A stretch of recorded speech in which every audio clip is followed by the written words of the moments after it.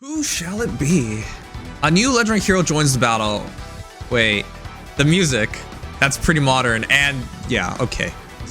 Engaging fire. Mother, the emblems, and my friends. I just be here. Okay. Oh, is he also quadding? He's quadding.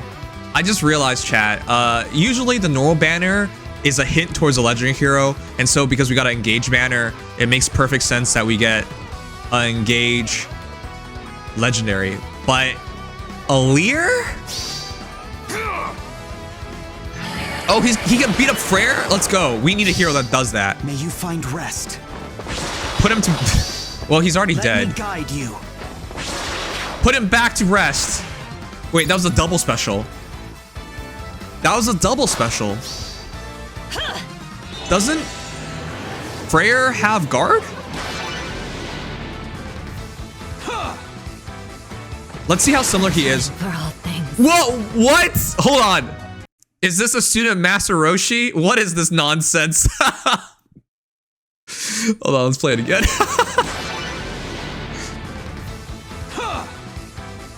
Oh man, I actually never seen this animation before. Wait, female Alear does it too? I actually haven't seen it. No, I didn't finish the gauge. I played 12 hours of it and I got bored. I have no qualms of admitting that. Playing Engage only ever made me think, man, I think I would rather be playing 3 houses. Everyone insists that its gameplay is so good, but the story, the characters are just such a turnoff. Alright, 8% banner, because it's a legendary banner. And we'll go over the heroes later too, but that looks like a pretty decent bunch, especially the rearms. Of course you can spark, yeah.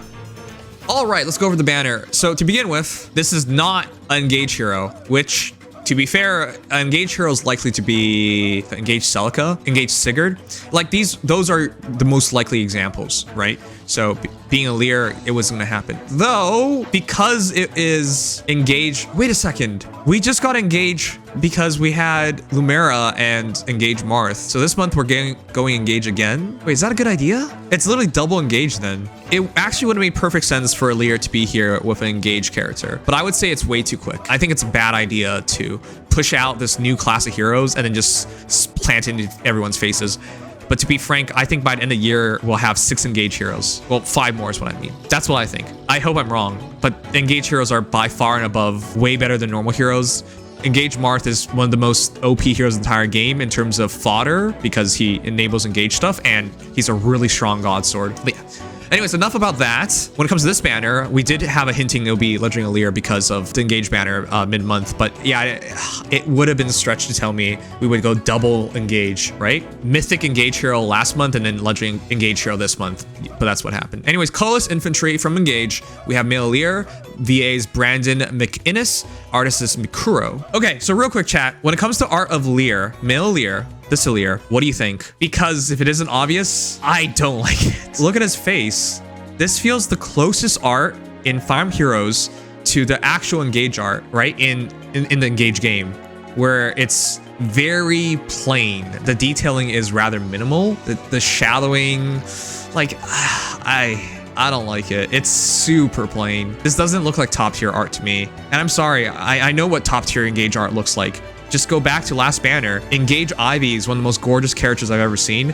And it's not just because, oh, she's hot girl. No, the detailing was immaculate. The shadowing, the color choice, the pose, the stance, everything was so perfect with Ivy. And now we get legendary Alear and he's so rigid, right?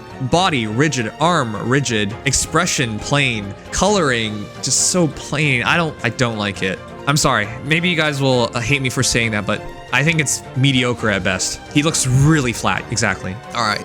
Well, let's go over his kit because his art doesn't matter. But you guys voted 3 stars on art. That's what I consider mediocre. Yeah, that sounds right. Divine One's arts. Slaying ability, unit attacks twice even if finishes combat. Unit attacks twice at start combat if unit's HP is 25% or above. Grants all stats +5 to unit. Inflicts all stats -X on foe during combat. X equals number of distinct game titles among allies with 3 spaces of unit +3 +4, maximum 10. Correct me if I'm wrong. Is that not just female Alear, legendary female Alear.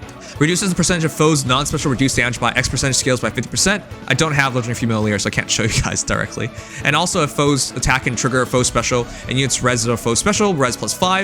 Inflict special component charge +1 on foe before foe's first attack during combat. Why does he get scowl? Sure. And then of course, typical dragon stuff, targeting lower defense or res. Once again, we have another hero that essentially fights like a gauntlet, looks like a gauntlet, but is a dragon.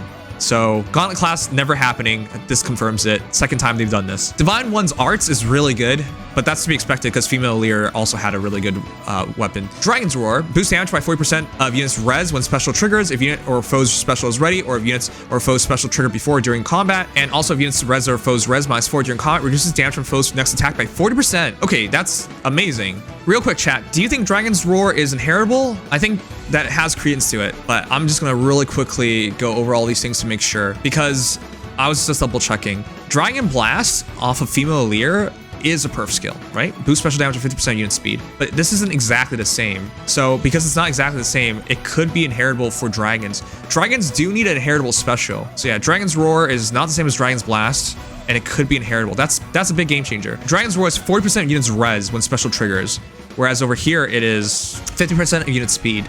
And yeah, they don't have the same weapon either. Just double checking here. Again, I don't have female Alear, so I don't know for sure. So let's find out. What else is there? Dragons don't need a special though? They don't, but they should get one. Everyone else is getting one. Okay, so that's why you guys think it's inheritable, because Emblem's Miracle is the perf A slot. If that's the perf A slot, that means you can't have two perf skills. That doesn't happen. We've come to certain situations where it looks like it happens with like Deadly Miasma. Deadly Miasma is essentially a perf skill, but it's not. It's inheritable. So I guess this is what's about to happen. So it looks like dragons now have an inheritable skill. Anyways, Emblem's Miracle. Unit can counterattack regardless of foe's range. If unit is within 3 space of an ally, grants all stats +9 to unit during combat, and reduces damage from foe's first attack during combat and from AoE specials by 40%. So just like female Alear, he'll have damage reduction by 40. Also, if the number of allies in 3 spaces of a unit is greater or equal to 3 and foe initiates combat, if unit's HP is greater or equal to 1 and foe would reduce unit's HP to 0 during combat, unit survives with 1 HP. Okay, Emblem's Miracle is literally Miracle, sure.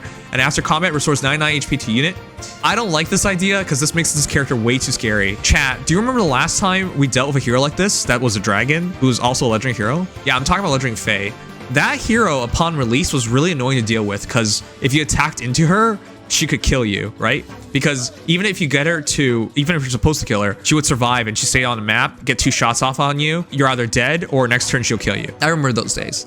But it's now even scarier because if you attack Alear, he doesn't die, then he quads you, then you're very, very dead. And you're not gonna one-shot him anyways, right? Because he should scowl you. So you're not getting a special immediately. And even if you had the special immediately, right? You drop in 1 HP. But if you don't have the special immediately, you get 2 shots off on him, and then what? He miracles it, quads you, doubles you, hits you with Dragon's Roar. Like, what is gonna happen? You're gonna die. Welcome to Fire Emblem Heroes in 2024, where most of these heroes you can't even touch anymore because they'll just kill you. You can't kill him. It's unreasonable to kill him. He has damage reduction, and he has Scowl. And he has Miracle, while being a true brave hero of speed, so I don't know how you're supposed to deal with this. SR Bulwark 4, you guys know what this does.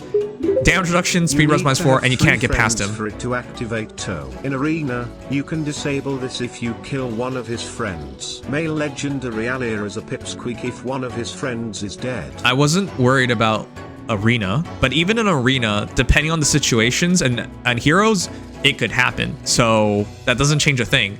More importantly, what happens in summer duels? This guy goes in front of everybody, has Bulwark, and you're forced to attack him. So my question is, what happens in summer duels? You lose. This hero just counters everybody. So congratulations, maybe it's not Doomsday in every mode, but there are certain modes out there that makes this character incredibly ridiculous. Fatal Smoke 4, okay, again, what are you going to do? When you have a skill like No Quarter, right? Let's see, you can bypass all damage reduction. You still need a special to trigger, and it's not triggering because he's gonna scowl you. So if you just get 2 normal attacks, how do you generate enough damage through the damage reduction, right? Bulwark has damage reduction, his weapon, his A slot has damage reduction, and he has healing. How do you generate enough damage to bypass this? I don't understand. Like, I don't see how like most heroes in the meta can deal with this because it just doesn't happen. Yeah, you have to sweep him. You have to sweep him, but you're not gonna kill him with the sweep. And you're gonna be stuck in his range after the sweep, right? Like, this can get ugly really quickly. And even if you argue, hey, let's sweep him, they could just simply replace SR Bulwark 4 with Null Seed Disrupt 4, right? Which also has damage reduction. And there you go. Your solution's countered. But that's what I'm trying to get across here. With Miracle and damage reduction and the ability to take away your specials, the counterplay against them is minimal.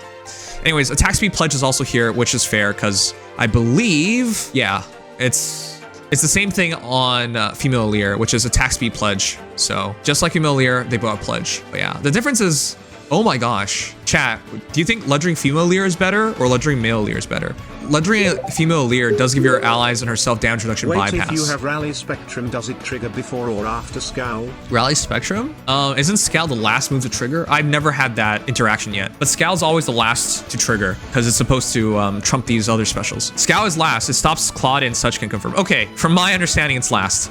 If it's last, that means you don't get your special. All right, anyways, very top tier kit. Bulwark pledge, and if in fact Dragon's Roar is inheritable, then everything is just top tier. So let's put the ratings up. Not to mention, this is another cheat code for whales. If you're a whale and you grab this hero and you plus 10 him, not only is he a dragon, so he has maximum scoring, and he's not only is he a legendary hero, you just win for free. For whales, this is a godsend. Like, what hero are you gonna struggle with? This is such a good hero for whales. Anyways, in my books, this is a 5 out of 5. It's not even close. S tier fodder, S tier battle performance, S tier longevity. So that's what I see. This sums up as a quad hero with ridiculous damage, miracle, top fodder value, and of course, top scoring because he's legendary. He can trigger his special twice during combat, counter range foes, and survive a deadly blow once. But all he has to survive is once. I think this character would be really annoying to deal with. Ooh, I just thought about it. Spectrum happens before Scowl. Yeah, Spectrum happens before Scowl. Thank you for double checking.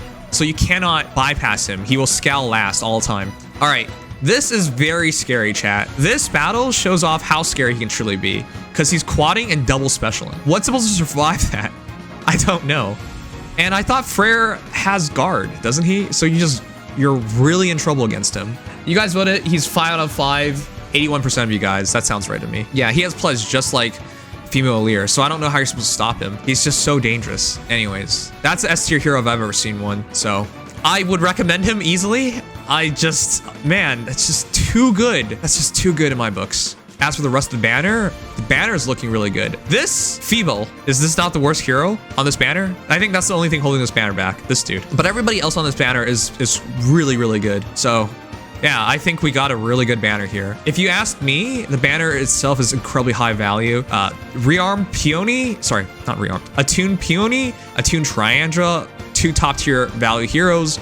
Very good refreshers, very good fighters. Kvaser and Govig, super strong mythic defense heroes. Freyr, one of the most important mythic defense heroes of all time. Heather and legendary Ninian are really good heroes in any mode, to be frank, right? Ninian, refresh, extra turn. Heather, extra turn, buffs Kanto, buffs tons of damage. Debuffs enemies. Yeah, there's no bad color. It's just blue is held down by Feeble. But outside of that, every color is really good. So IMO, it'd be colorless first because Alear is that good.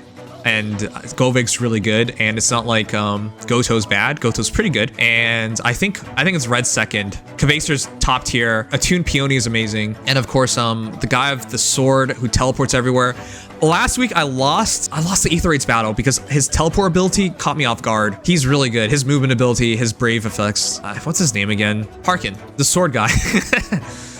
Harkin's really good. Yeah, Harkin's really good. Don't be fooled by him. He was basically an update to Dual Altina before we had Desert Altina. So anyways, that's a 5 out of 5. You know what? I'm going to ask you guys. Now that I think about it, is it 5 out of 5? Chat, if you were to rate the banner, what would you give it? Because I look at it as a whole, and I think it's really strong. It has one bad hero, but that's fine. It has a couple of okay to mediocre heroes in the current meta, but I think that's fine. It has a lot of high-end top-tier heroes that are game-changing. The banner comes out on the leap year date, February 29th, and goes until March 14th, so you have 2 weeks for it. You can spark, and it's very good. So, all right, chat has spoken. The vote is 4 stars. Fair enough. Anyways, if you guys poll, good luck. But yeah, that's the banner. Let me know your thoughts, and good luck.